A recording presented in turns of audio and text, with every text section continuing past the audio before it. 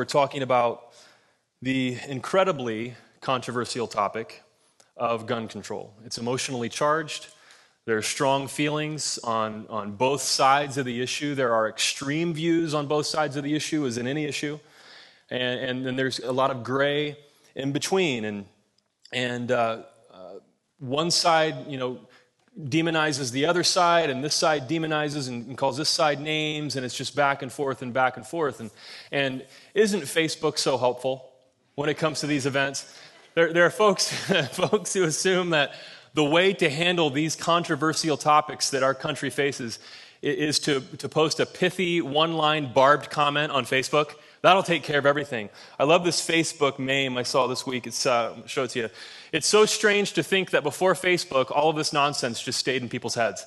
Isn't that beautiful? I absolutely love that. So our approach today is to try to stay away from the Facebook style of dealing with an issue like this. And we're going to try to look at factual information as calmly and rationally as possible. Even facts are difficult to find and decipher in this issue because there's so much emotion. There's a lot of spin on both sides, a lot of statistics that are just kind of grabbed for convenience. There's picking and choosing. So we have to dig deep to the best resources we can find and talk about this as calmly as possible. Regardless, I expect that at some point you're going to hear something that you disagree with. And how could that not be the case? When we're discussing topics like this, how could you agree with everything that I say? I don't expect you to agree with everything I say. And maybe the biggest takeaway we could take away from the series is that perhaps the greatest need we have in our society right now is not necessarily to agree on all these issues, but it's to agree to disagree and disagree without being disagreeable. Would you agree with that? Can we agree on that one? If you're like, no, then I don't know what to say. So, but perhaps we can build bridges and understand each other a little better, stop the name calling, and look at the facts the best we can, and then pick an opinion that makes sense to us. But compromise is essential to democracy. And so we want to seek agreement where we can and compromise where we can to move our country forward. Now, of course, the reason there's so much emotion around this particular issue is there have been many high-profile incidents, especially mass shootings in the United States. And even if it's not a mass shooting, it seems that we're always seeing something in the news about gun violence.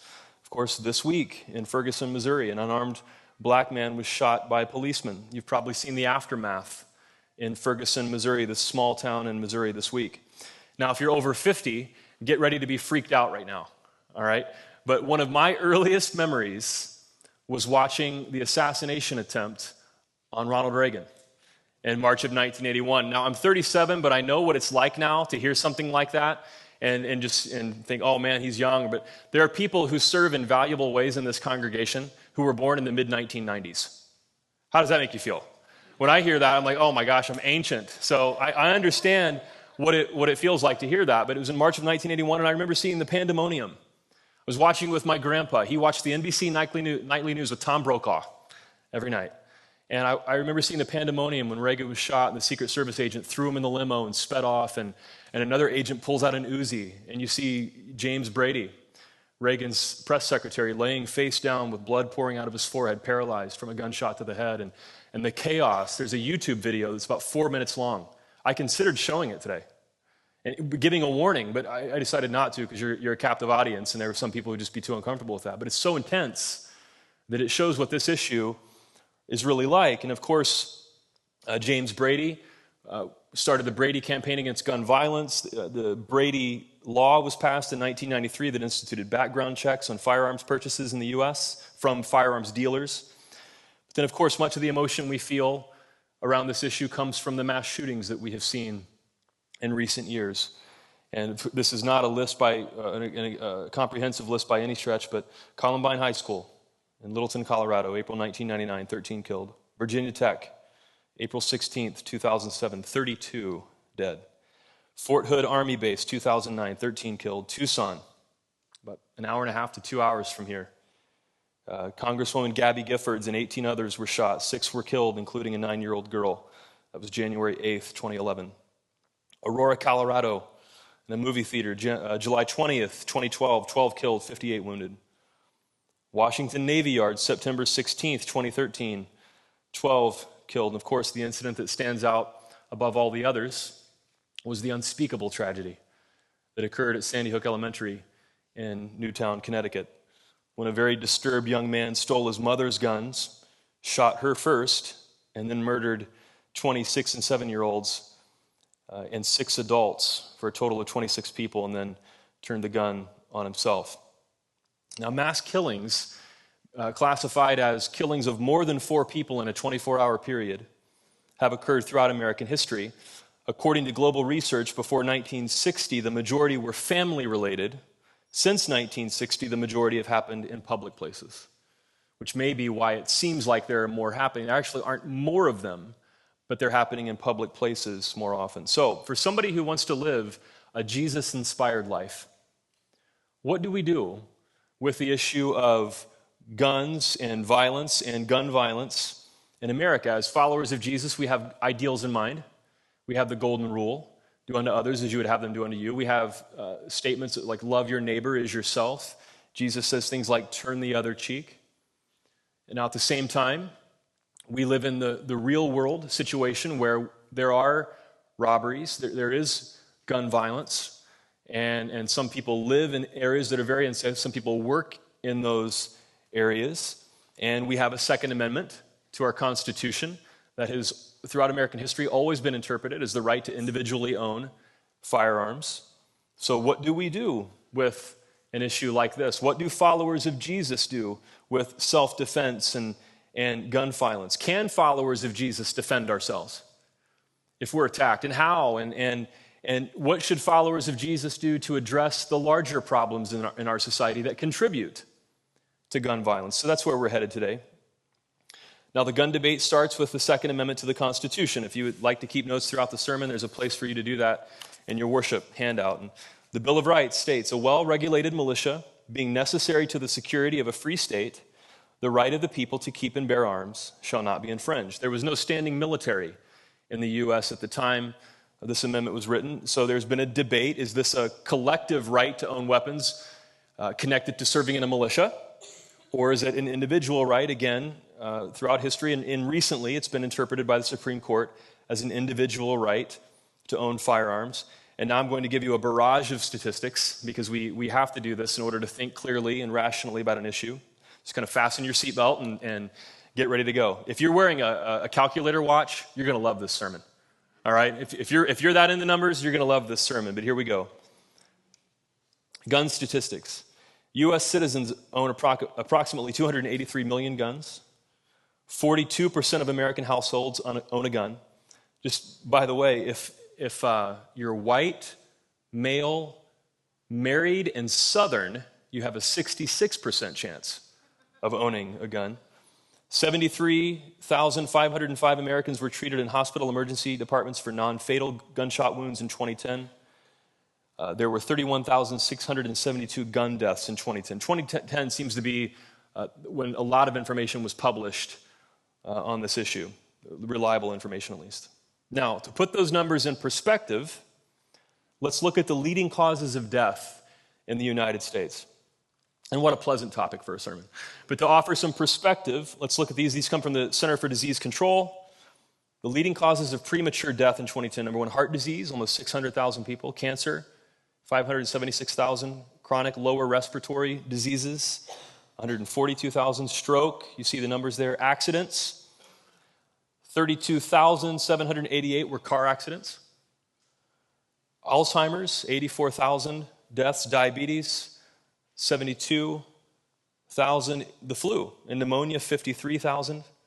Kidney-related diseases, nephritis, nephrotic syndrome, and nephrosis, 45,591. Now, look at number 10, suicide. 39,000, that number is off, 518 there. 39,518. Now, of course, we experienced the tragic loss of Robin Williams this week to suicide by hanging. Our hope is that somebody that high profile committing suicide would raise awareness of mental health issues in the United States. We'll talk about that more in a minute. But you might be, there's number 15, homicide, at 12,996. That's all forms of homicide by any means. Homicide is the intentional killing of another human being. It's not just murder. For example, if a police officer kills someone, that's a homicide. This is all people intentionally killed in the United States in 2010.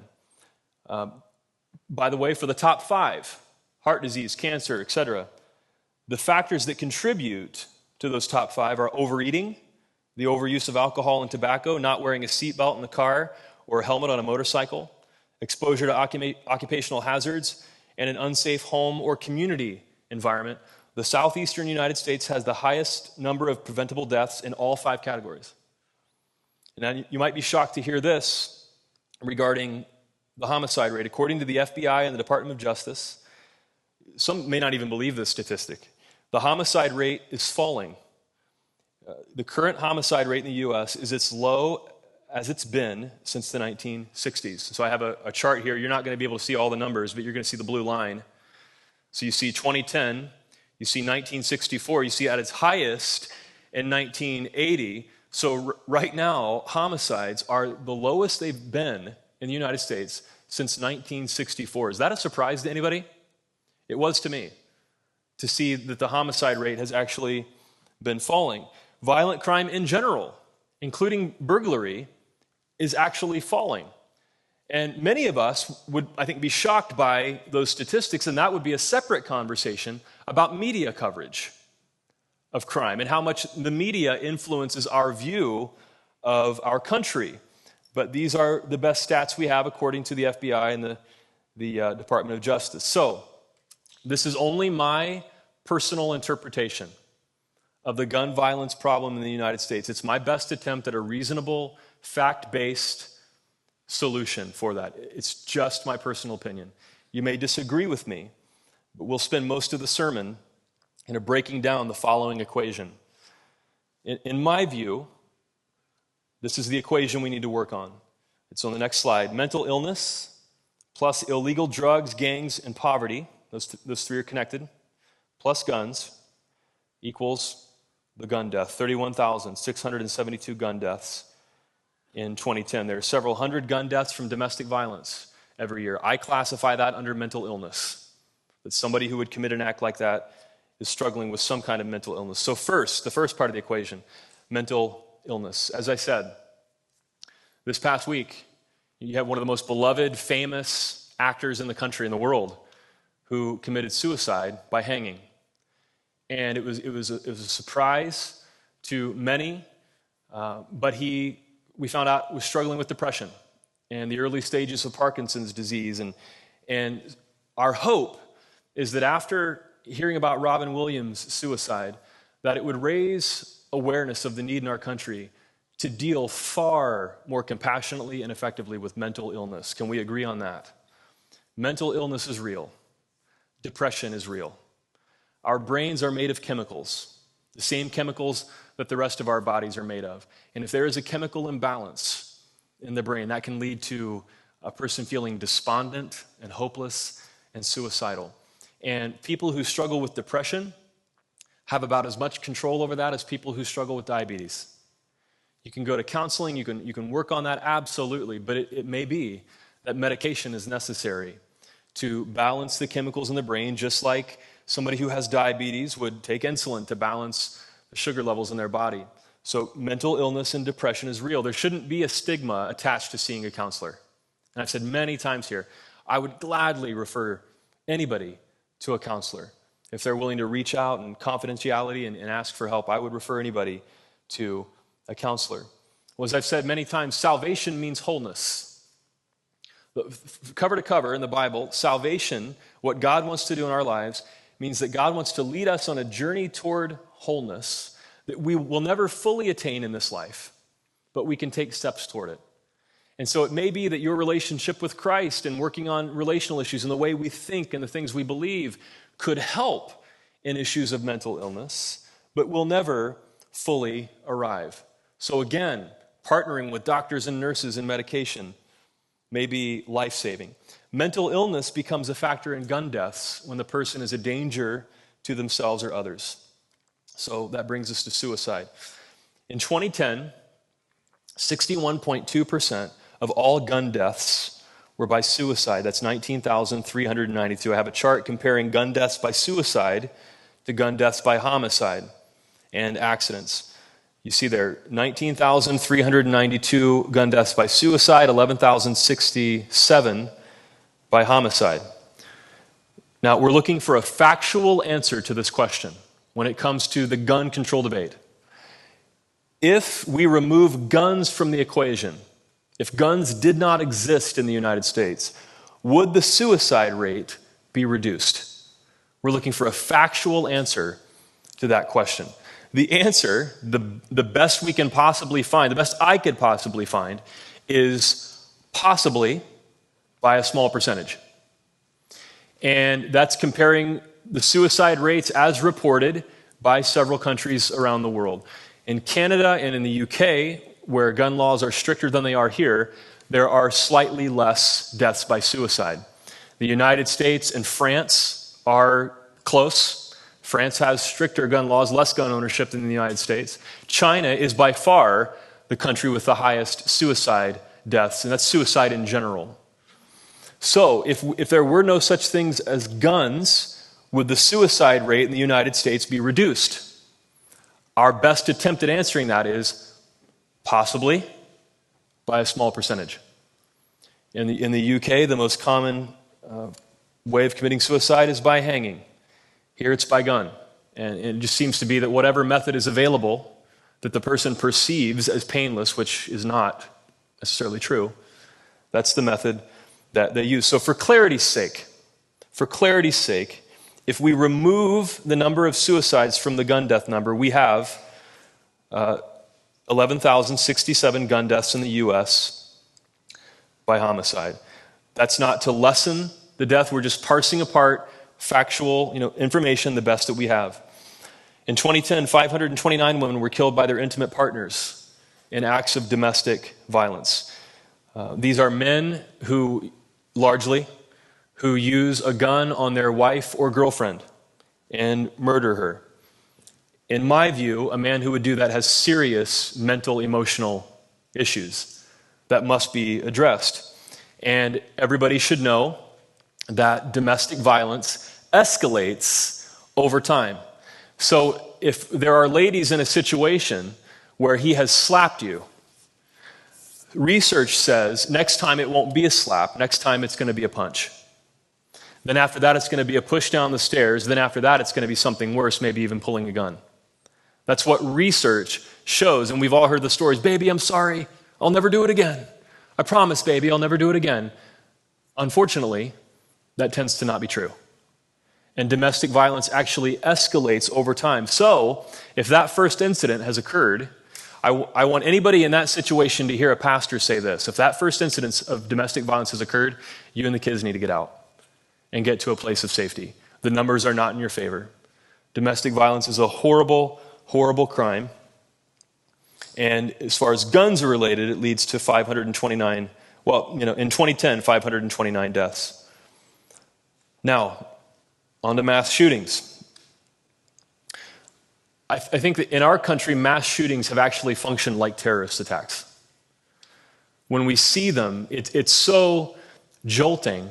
First of all, it does cause a certain amount of fear because it could happen anywhere at any time.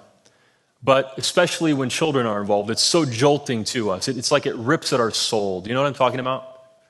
When you see these news reports and the reaction that we feel to that event is far more powerful than the actual numbers of people who are killed in mass shootings. Now, I have to qualify that. That sounds insensitive because every single life is precious.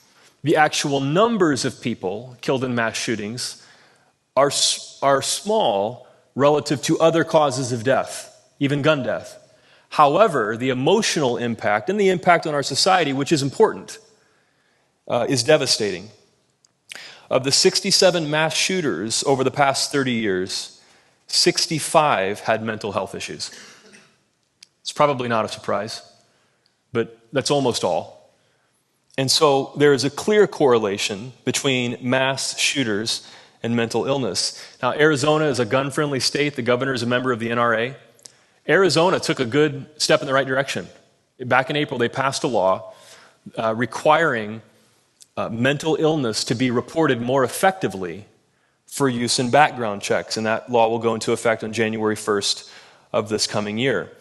But a question for us is, if the United States dealt with mental health issues more effectively, and we could remove the stigma and provide better health care options for people who deal with mental illness, could we take mental health out of the equation and reduce deaths and gun deaths due to mental illness? And the truth, we don't know the answer to that question. There isn't good factual data to answer that question, but it's an answer that we need to ask. All right, moving on. Just a couple more minutes. Moving on to illegal drugs, gangs, and poverty. The Center for Disease Control said that in 2010, approximately 8,900 of the 11,067 gun homicides were gang-related. I wonder if that's surprising to anybody. If they're gang-related, generally they're also drug-related. And they're often poverty-related. And there is a strong relationship to ethnicity. In this country, 50% of victims of homicide are black males. And so last week we talked about wealth inequality and the effect that poverty and what you believe about the American dream and the opportunities that you have in this country affects many other issues. And perhaps poverty is the root cause behind the gang violence that we see, along with illegal drugs, which, if we go back to week 1, where are most of the illegal drugs like cocaine coming from? Through our southern border. So you can see how these issues are interrelated. Well, if we took guns out of the equation, would it lessen gang-related violence and death? Well, certainly a gun is a more effective weapon than a knife. There's a cliche, never bring a knife to a gunfight. There's a reason for that. You could, I suppose, but it's harder to do a drive-by knifing. So I suppose that if we remove guns from the equation, there probably would be a decrease in gang-related deaths. How many? We don't know. When we compare the United States to the UK, we have an apples and oranges situation where they have stricter gun laws, or Canada, where they have stricter gun laws, and we try to figure out what would happen but their societies are different. We have some issues in our society that may not correlate to theirs. And so it's difficult to know the answer. Now, of course, we do know, well, we don't know it, but it's safe to say this. If guns were removed from the United States, we would have the highest number of knife deaths in the world. And that's another indictment on the dysfunctionality of U.S. society. There's far too much poverty, inequality, and violence in our society. But in 2010, this was the number of non-gang, gun-related homicides, 2,167. I wonder if that's a surprise to anybody. Well, so here's the response that occurs in our country. And of course, whichever side you're on, I found when people look at these statistics, their interpretation of them depends on what they believed before they saw the statistics. So if you were for stricter gun laws, you might say, well, gun deaths caused 31,672, guns caused 31,672 deaths in the U.S. in 2010. Those people might be alive if we didn't have guns on the street. People who want current gun laws might look at this stat and say, well, guns were only used in 2,167 non-gang homicides, and if we took care of deeper problems, maybe other gun deaths would go away. People who want stricter gun laws say that the Second Amendment is not violated by limiting the types of firearms that can be owned by civilians or decreasing magazine capacity. People who want current gun laws say that the Bill of Rights is already under attack, and they believe that closing the background check loopholes would lead to a national gun registry with the intention of further limiting gun rights. And distrust of the federal government has always been a part of American culture. So maybe, going forward, there is one thing that we could agree on. Whereas your interpretation of these statistics may be completely different than somebody else's, perhaps there is one thing that we could agree on. Perhaps just addressing one part of the equation does not solve the problem. Perhaps we have to address every part of the equation if we're serious about decreasing the amount of gun violence in the United States.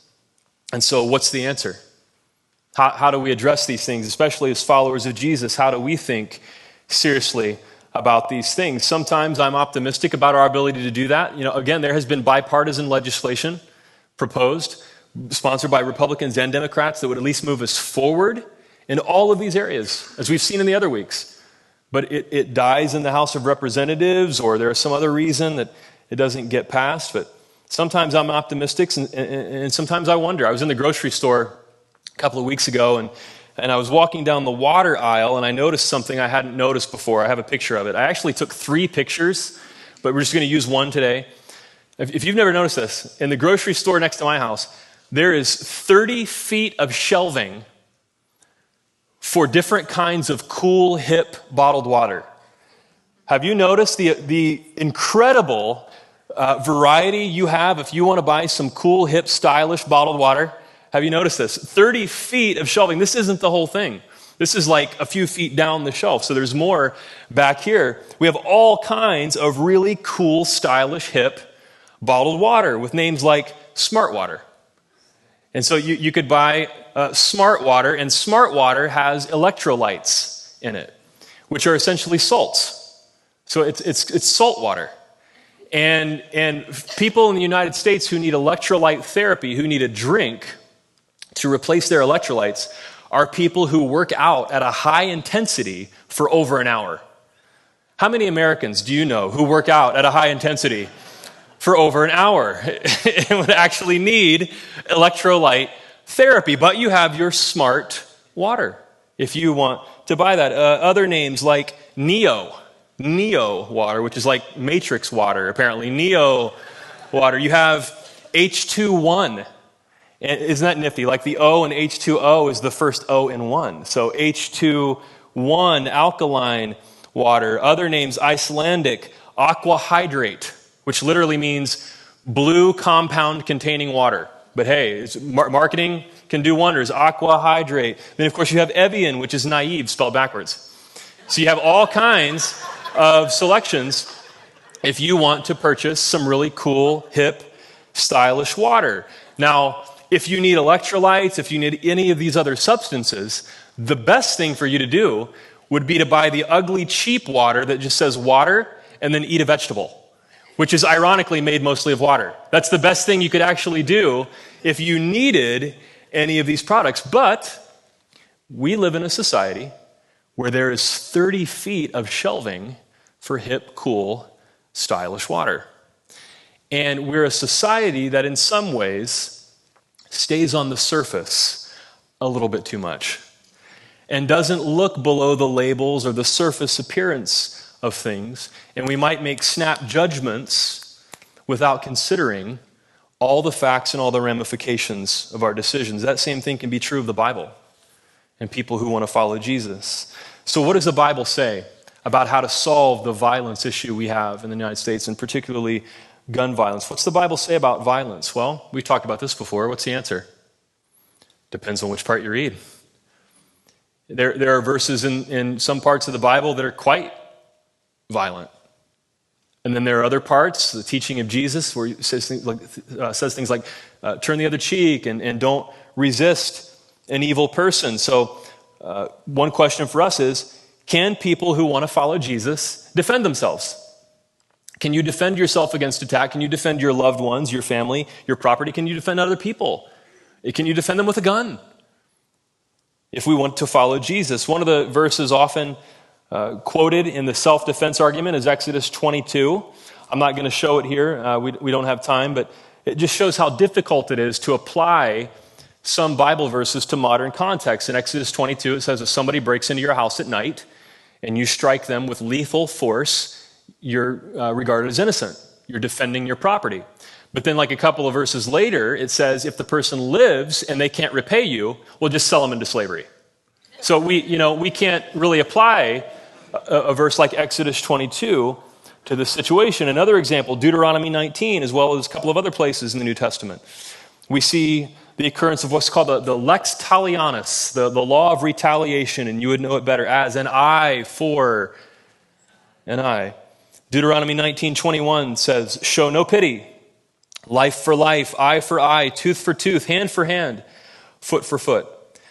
Again, this is Bronze Age Middle Eastern society attempting to deal with their crime problems. And we might look at a law like lex talionis, eye for an eye, and say, my gosh, how barbaric. In that society, it was actually a step forward. By saying you can only take an eye for an eye, it was actually limiting retaliation. It was limiting vengeance, really prohibiting vengeance. If somebody gouges out your eye, you can't murder them. You can only take their other eye. It sounds barbaric to us, but it was an attempt to limit retaliation and lead to a healthier society. So that brings us to a very famous passage, teaching from Jesus about responding to coercion when someone compels us to do something. How do we deal with that? It's Matthew chapter 5, 38 through 42.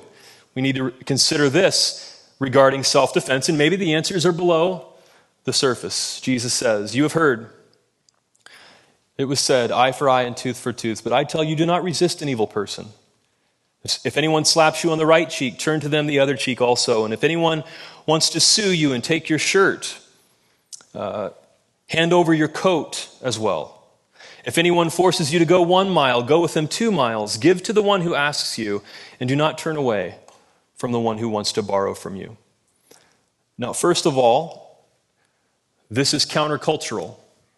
And when we read the teaching of Jesus, it's meant to be shocking. It's meant to shock us into thinking differently about an issue and to seeing the world differently than we often do. Of course, I'm not going to give if somebody wants my shirt, they can't have it. No, I'm not going to give them my shirt. I'm definitely not going to give them my coat. And Jesus is saying this to start to question assumptions that we have about our rights and what is important in this world. And it's something that we need to take extremely seriously as followers of Jesus. And I love it when I see somebody who's just kind of lived in the way of the world for years and years and years, and they encounter this and they start to question everything. That's what it's meant to do. Now, at the same time, we do want to think rationally and factually and reasonably about this teaching regarding the issue of gun violence. First of all, we would observe there is some hyperbole here.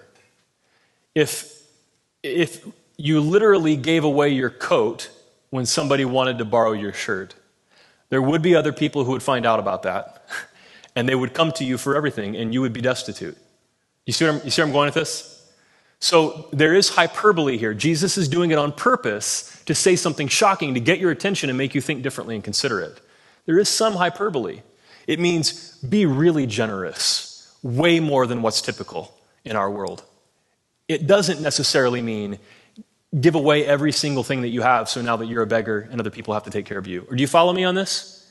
This is important. So we're thinking clearly. We're taking the teaching of Jesus seriously. If someone slaps you on the right cheek, turn to them the other also.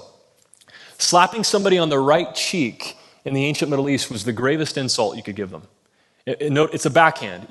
Most people are right-handed, and slapping on the right cheek, it requires a backhanded slap. It's saying you're worthless. I'm better than you. You're lower than me. It's an insulting slap. It's important for us to observe it is not an attack on the person's life. It's not a chokehold. It's not an attack on the person's family.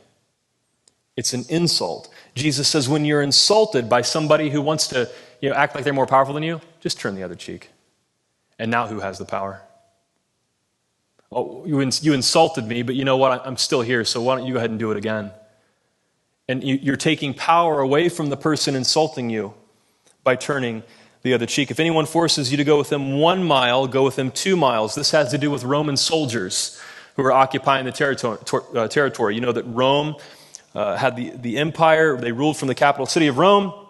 There were Roman soldiers all over the Roman Empire, and a soldier could say, hey, you, carry all my gear for a mile. And you would have to do it by law. Jesus says, once you get at the end of that mile, go another one. Once again, now who has the power? The Roman soldier thought he was coercing you by making you go for a mile, but I'll go too. They're actually a form of protest against a government-occupying power, somebody who would slap you and insult you or force you to carry something. It's a form of protest to turn the other cheek or to go 2 miles. When Jesus says, don't resist an evil person, it's a de-escalation of conflict. It doesn't necessarily mean if the person's trying to kill you, just go with it. Don't resist at all. If the person is attacking your family, don't stop that attack. Some others would point out Matthew 26 in the crucifixion. The disciples have swords, a couple of them. And when the mob comes to arrest Jesus, one pulls a sword and he cuts off a man's ear. And Jesus says, put the sword away. Those who live by the sword will die by the sword.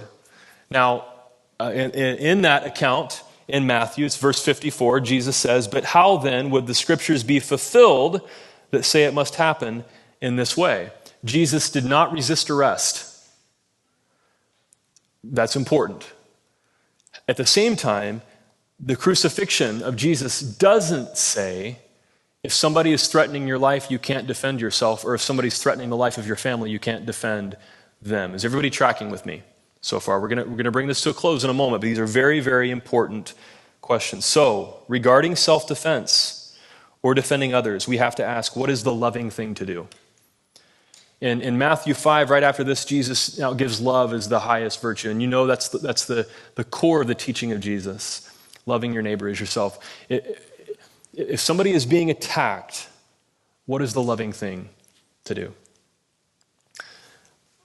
Well, if you were walking out of the grocery store and you had your bags full of smart water that you were carrying, you would never do that, right? That you were carrying through the parking lot and you saw a man viciously beating a woman in the parking lot. This is a morbid topic, isn't it? I'll be glad when the sermon's over, to be honest with you. It's a morbid topic. Man's viciously beating a woman. She falls to the pavement. He just keeps right on. He's kicking her now. He gets down on top of her, savagely beating her. She's now prone. She's no longer moving. He's going to murder the woman. What's the loving thing to do? It's okay for you to respond. What's the loving thing to do? Stop him, right?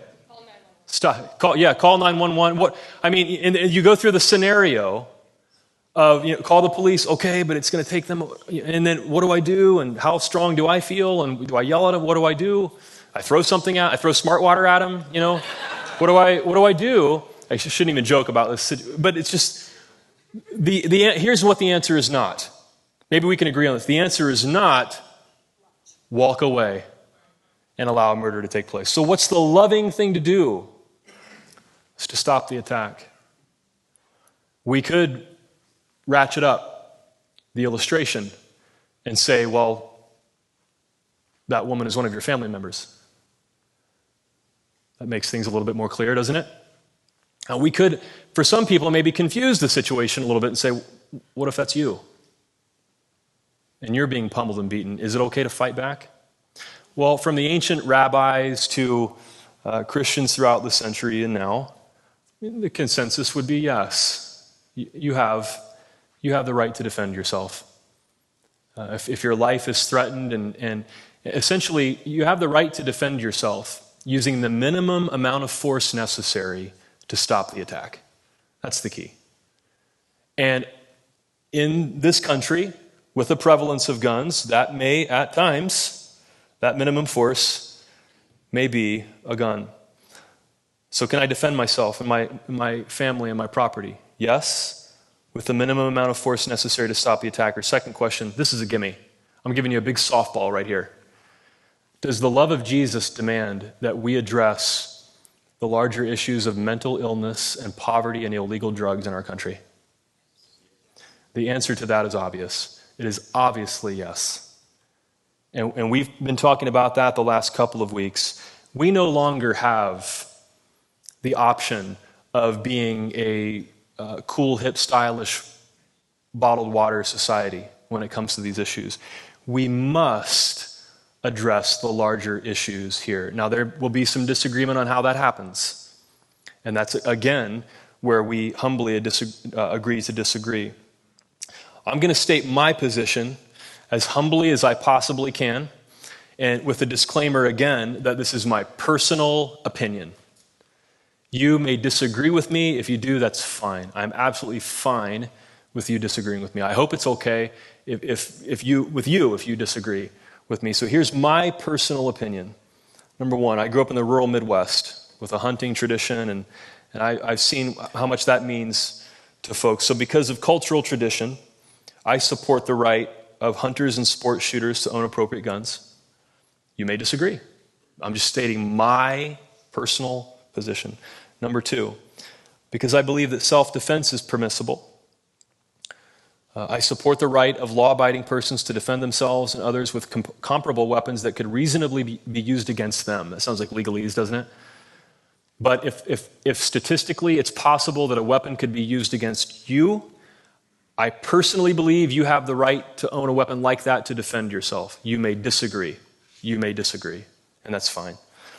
And then number three, we have the responsibility to reduce gun violence of all types. And the love of Jesus mandates that we do this by addressing both gun laws and the larger problems in our society that contribute to gun violence. And of course, there's going to be a lot of disagreement about how that happens, whether it's mental illness reports and background checks being strengthened.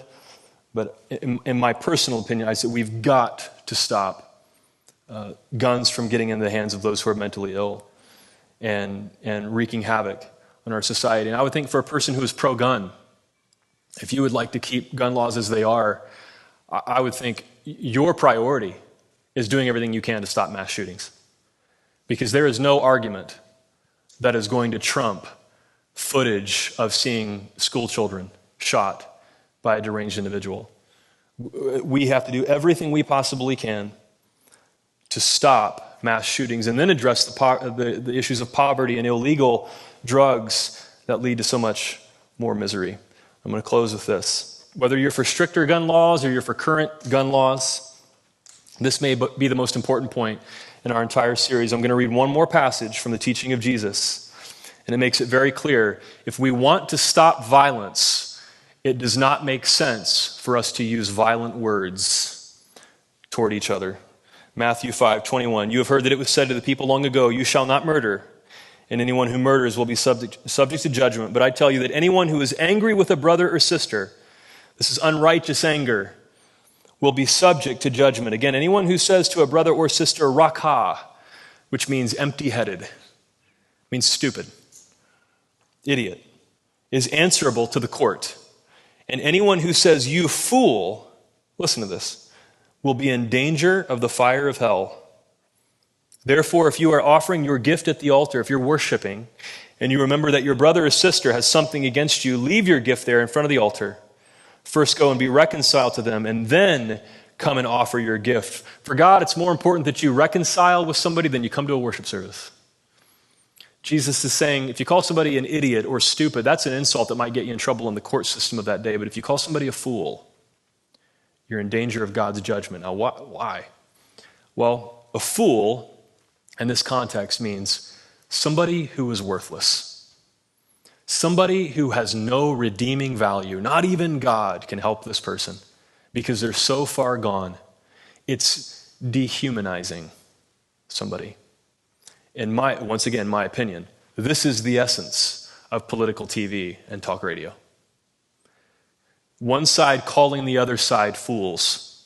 Well, you believe something different about this issue, so I don't care about what you say. Not only are you stupid and you don't know what you're talking about, but I don't even want to talk to you.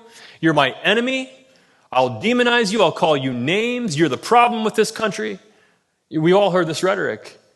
And ironically, people who want to stop violence will resort to violent rhetoric.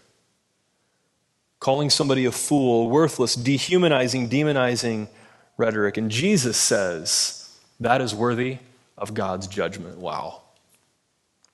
And we've seen the damage and the division that it causes. So we know this: the solution to gun violence is not violent, dehumanizing rhetoric. The answer is compromise that addresses the entire equation, whether you see it like this or whether you see it like this. Now, close with this story. This week, we've seen the violence in Ferguson, Missouri, after the unarmed black young man was shot. That night, we saw situations that looked like the 1960s civil rights violence, where you had African American people and police in riot gear fighting one another. It's something that's really been, I think, it's caused soul searching this week for our country. And after that night, the governor of Missouri appointed the captain of the Missouri State Patrol to take over security in Ferguson. He's Captain Ronald Johnson. I have a picture of him.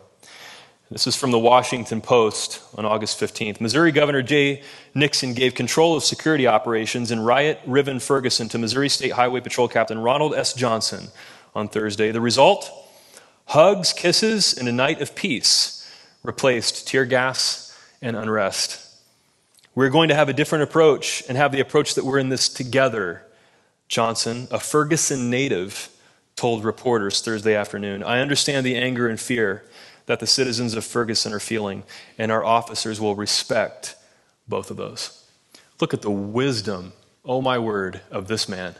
A law enforcement officer goes into a violent situation and defuses it with compassion, with identifying. Instead of drawing battle lines, he drew near and drew people together. What an awesome illustration for all of these topics that we're dealing with in this Brave series. We can refuse to act out of fear. We can refuse to use violent rhetoric to try to stop violence. We can refuse to demonize and dehumanize. And instead of drawing battle lines, we can draw together. Instead of building walls, we can build bridges.